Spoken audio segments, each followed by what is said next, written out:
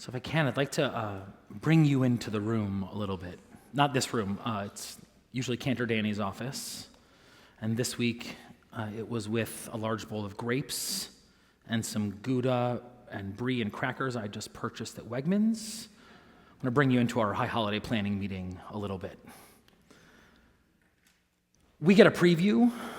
We're flipping through all the pages. My prior congregation, we had a habit of using paper clips. So I don't turn one page, I just turn a whole chunk. You're all flipping, and I get one big turn. But I know what page is coming. I got lots of Post-it notes. Not as many as Cantor Mendelsohn. He's got more Post-it notes than I do. I scribble in my book. If you have an honor on the beam, you come stand next to me, you'll see I've got everything in there, whether it's the names of the people we're calling up, or stage directions, or in what order we're reading what thing, and who's reading what. We're in that season. And we spent some time earlier this week on Ne'ilah. We're not even at the beginning, and I'm already preparing for the end of it. And in Ne'ilah, we have a lot of careful work to do. Because our congregation, we have this beautiful custom for Ne'ilah, for the last service, as the gates are beginning to close, we open up the ark, and there's a long line of people waiting for a moment to step inside to offer their own heartfelt prayers, a moment of connection or blessing or oneness, unity, or just a deep breath in sacred space and time before the gates close. And we are both in the midst of ritual and feeling that power, and I am learning. I have to watch the line and the pages. So we need to have exactly enough words so that we end when the last person in the ark is done.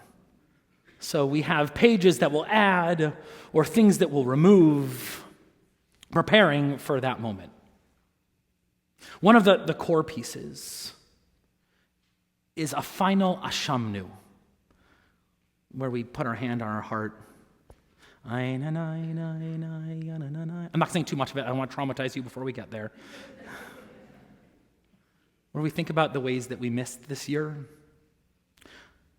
as individuals, but also that liturgy is written, every word ends with the suffix nu, ashamnu, bagadnu, gazalnu. That's the wrong syncopation of the words, but it's to emphasize the last syllable. I know Hebrew, don't worry. Ends with nu, which means we. It places each of those in the collective. It's not how did I miss, but how did we miss this year? What are the ways that we cast too much blame or were quick to anger? How were we violent? How did we betray or undermine? How did we go astray or lead others astray? And this has been another in a series of hard weeks, last few days especially. Let's say the things that should be simple that need to be said. Violence is never an answer to a political problem. No one's physical well-being, no one's life should be at risk for an idea that they have. We should solve our differences with conversation and with rigorous debate. And the violence that has entered into our politics has become not a feature, but that we see far too often. We can't go forward that way. Whether it's in Utah or Minnesota or Arizona or Michigan or in DC, we can't go forward this way. We have a violent rhetoric problem.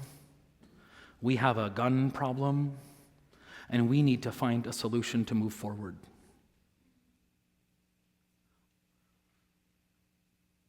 I have fear in this moment of the way that political violence will be used to beget other violence. I saw that a number of HBCUs, that H does not stand for Hebrew, historically black colleges and universities this year, historically black colleges and universities today had to close and were in lockdown because of threats. I've watched too much news, and I've shared with some. There's something. I have some work I need to do on myself because not only do I spend too much time on social media, but I also spend time reading the comments. A colleague of mine said we are doing too much work trying to solve problems with our thumbs rather than seeing the humanity of the people in front of us. I worry about the way our rhetoric is. As we approach Yom Kippur, I want to offer a hard question. It's not a comfortable question, but I think it's a question worthy of us in this moment. I'll say before, there is a lot to talk about America, about our politics, about our discourse, or lack thereof. There's a lot to diagnose and to address with our leaders about what is and what isn't and the way we want to move forward. But as we prepare for those pages that your clergy are turning and wondering over, we have to also do the harder work about us. Where is my rhetoric too aggressive? Where am I too quick to anger? Too quick to vilify?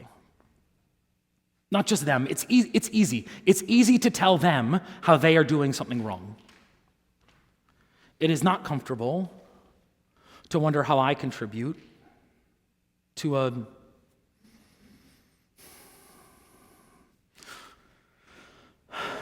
world that's too torn. And as we approach Yom Kippur and Rosh Hashanah, I know that my deeds are lacking. I know that I've tried and I haven't tried hard enough. And I need to wonder how I can be more a part of the solution. And I hope that each of us can ask that question. How can I be more a part of a solution rather than deepening the crises that we are facing as individuals, as communities, as a nation, and as a human family? And that's not what I wanted to talk about tonight. We have to. And we need to talk about the pages that come next. As we wonder, what on our cue sheet will we add? What will we have to cut? Which pages will we skip if the line is shorter this year? We looked at, it's in the 600s, page 600 something. After the alphabet of woe, that's in the Gates of Red. That's the old one. Alphabet of woe isn't in the new Machzor, but I remember those words. And maybe those of you who are familiar with Gates of Repentance, in the biz we call it Gates of Red, the alphabet of woe, the acrostic that holds our misdeeds and the ways that we missed the mark and the errors we made. Our Machzor, our High Holy Day prayer book, adds a different alphabet. It adds an alphabet of gratitude and an alphabet of blessing. And that page comes right at the end of the line. We will not be cutting that page. Even if the line is short, we need that. We need our alphabet of gratitude and our alphabet of blessing and our alphabet of joy. It is so easy to get sucked down into the muck. There's so much of it. And I don't think it's just because the rabbi has to figure out what to say on the bima and how to hold the heaviness of the world. I think it's for all of us. I think all of us are feeling it. There's too much heavy, there's too much broken, there's too much muck. And we can get stuck there. And the spiritual life, the human being, needs gratitude, blessing, and joy.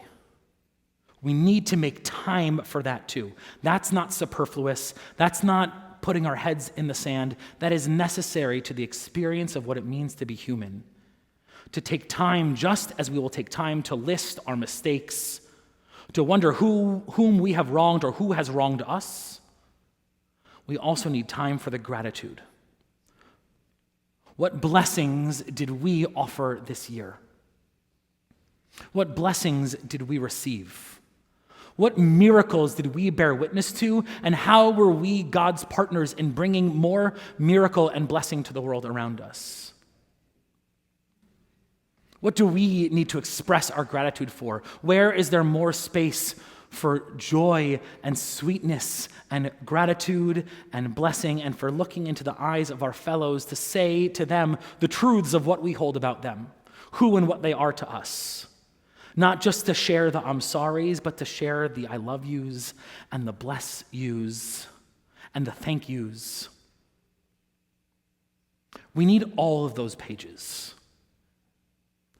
It is not easy work that we ask of you here, to be thoughtfully engaged in the experience of being a human being, to be thoughtfully engaged in a life of spirituality and meaning and purpose means holding both of it at the same time. It's not even both, it's all of it. To look and address the major problems that we face as a human family and as a nation. To not give up and not put our heads in the sand, to not give in to dismay and despair, and to work hand in hand with those who will paint a vision of the future for us worthy of our history and our children. To wonder, where have we missed? Where do we contribute willfully or by mistake to more division, more hatred, more anger, more of the heavy muck? And where is there more space for blessing and joy and gratitude? We need that too. We need all of the pages in our Ne'ilah book. We have a little more time to get ready. And soon enough, you'll be here. We'll stand if we can, or if our legs are weak, we'll sit. We'll be hungry, we'll be desperate. And we'll line up. And we'll stand right there, and we'll offer words of blessing and hope and aspiration. We'll hold our sorrows and our joys. We will hear the shofar blast, and then we'll get to work together. Kain Yehi Ratzon, may we be worthy of the work laid out before us. Shabbat Shalom.